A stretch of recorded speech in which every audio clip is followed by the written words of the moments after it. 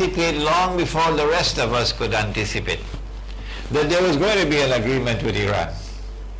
And this is going to be followed by other agreements as part and parcel of an agenda which eventually would culminate with the dumping of Saudi Arabia in order to put a bait for Iran. So I don't consider it to be confident behavior. I consider it to be the recklessness of a bull about to be sacrificed. Number two, why Syria? Well, we know why Libya. We know why Libya. The only ones who probably don't know are those who dance to Dajjal's drum beating. Excuse my language now, because I'm furious with them. And taking help from NATO to overthrow the Libyan government. Have you no shame? Are you a people with no shame at all? Taking help from NATO? Without NATO, you could not have overthrown the Libyan government. You shameless people. And now proclaiming you have an Islamic regime. I don't want that kind of Islam. You can take it and throw it in a garbage bin. Because we are not going to enter into any friendly relations. We are not going to ever seek any help or support, financial or military or whatever, from the Zionist, Judeo-Christian, Anglo-American alliance. No, not us. You can do it. And you're doing it in Syria now, shamelessly. Shamelessly. Why is Syria? Because, as I said earlier, the supreme goal that they're seeking to achieve at this time is civil war in the world of Islam. Sunni Shia civil war.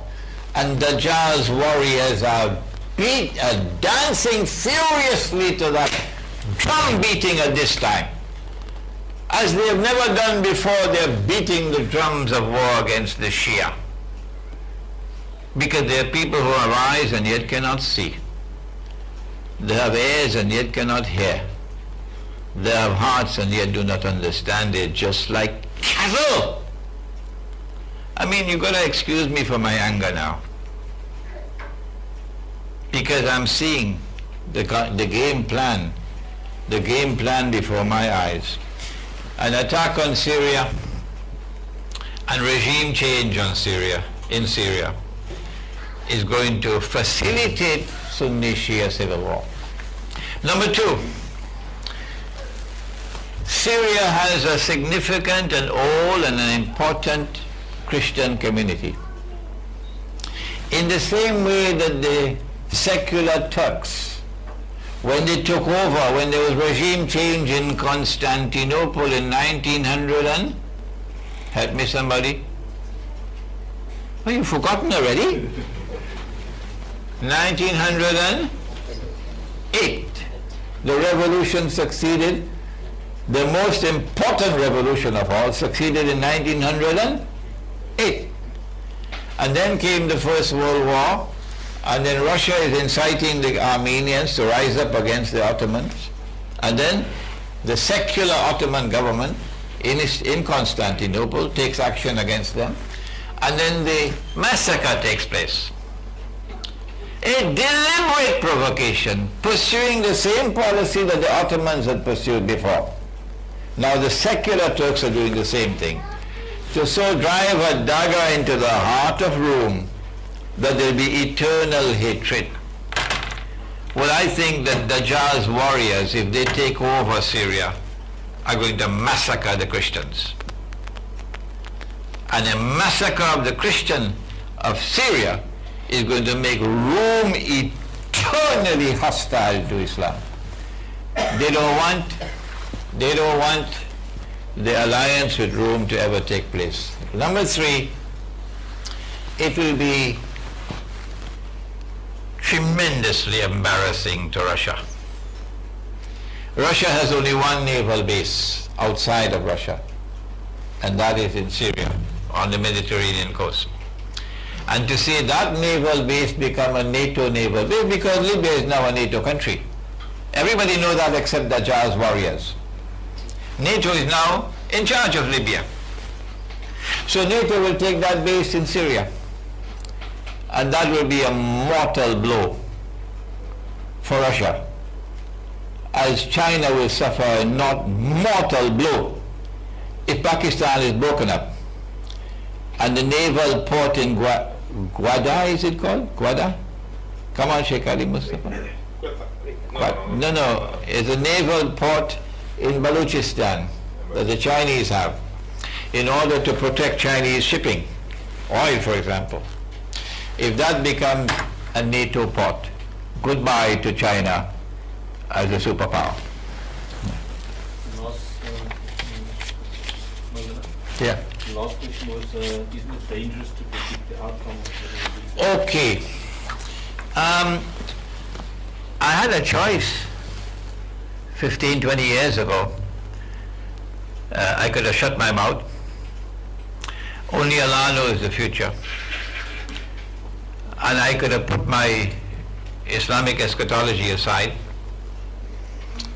and I could have refrained from saying what no monetary economist in the world was saying, but I didn't do that. I used my study of the Quran and the Ahadith in pursuing Islamic eschatology to come to the conclusion that we are now located at a critical moment in history when we are in transition from the United States of America, Pax Americana, to another ruling state in the world. That the United States is now in decline. This is 15, 20 years ago. The record is there, you can check it out. And that in order for the United States to decline and to no longer be recognized as the ruling state of the world, the US dollar will have to collapse. I predicted this. I'm not a prophet. Don't be stupid. Don't be stupid. Businessmen predict trends in the market, that this is likely going to be happening, and so let me invest my money here. What's wrong with a political scientist looking at the events which are unfolding in the world of politics, looking at the events which are unfolding in the world of money, monetary economics, and then anticipating that the US dollar is going to collapse? What has happened since then? This is Imran Hosein who's been saying this for 15, 20 years. Did I pull it out of my hat? No. Was it an angel or a jinn who was whispering to me? No. I was using a methodology that you have rejected. Your methodology, my critics, is that only Allah and His Messenger can explain and interpret Quran and Hadith, not Imran Hosein. Well, fine, that's your methodology. I did not accept that methodology. I said Allah sent the Quran لِقَوْمِ يَتَفَكَّرُونَ. He sent the Quran to a people who will think things out.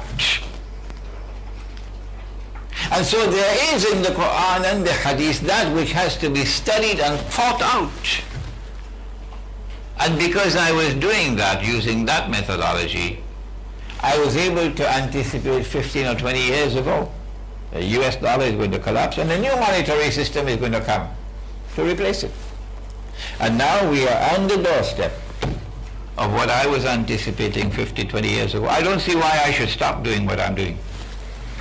Sorry, just to finally, 1 minute, the question had an extension on the strength of Israel, the fact that the revolution, the outcomes of the revolution, won't Israel be strengthened? When we say that Israel wants to become the ruling state,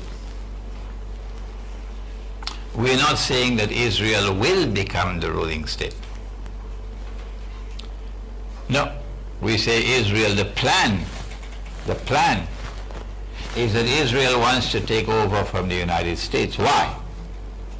We say that Israel wants to become the ruling state so that a man will stand up in Jerusalem and declare, I am the Messiah. Isn't it not beneficial for people to understand their plan? And we see their plan working out. They're succeeding. Why? Because we dum-dums, while fighting with each other in sectarian warfare, have abandoned the Quran and abandoned the Sunnah. Yeah. Where is the evidence? The evidence is right here. Where is it? Here. Tell me, is there any one of your scholars of Islam who have said what Imran Hosein has said, that this is bogus, it's fraudulent, it's haram? I've said it. Because I've studied the subject using my methodology. Because of things like these, Israel is succeeding, and the Zionists are succeeding in achieving their goals. What I'm doing is trying to wake up our people, trying to teach, doing it with patience, but sometimes I get angry. Shukran jazeelan. I've got one question here from Spain. Okay, so the brother wants to know if Muslim parties in non-Islamic states like Tunisia, for example, isn't this like the figure of Yusuf alayhi salam in the government of the king? I don't know what is an Islamic state. I never heard the term in my whole life. I don't know whether it dropped from Mars or Venus or Jupiter. In my study of Islam, I never came across the term Islamic state. No. What I know about in Islam is the Khilafah state. And I know the difference between the Khilafah state and the modern Republican state that probably Iqbal himself did not understand. Muhammad Iqbal, Dr. Muhammad Iqbal.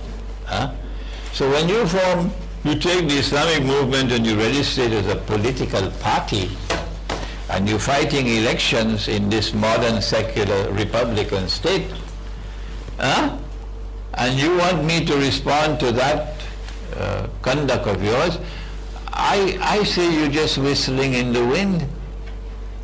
What you should be doing is to keep in your heart the Khilafah state and struggle to restore the Khilafah state, and to recognize the difference, the big difference between what Allah and His Messenger had given to us, which we have abandoned and which we must struggle to restore, and that which has been given to us by the Judeo-Christian Zionist Alliance, the modern state. This is what they did in Egypt with Ikhwan. This is what they did in Pakistan with Jamaat Islami. This is what they did in Malaysia with Parti Islam. This is what they're doing in Indonesia. And this is what they did in Turkey, but they're not fooling us. This is not our agenda. No. Our agenda is to struggle to restore the Khilafah state. Shukran jazeelan for that session. That concludes the session.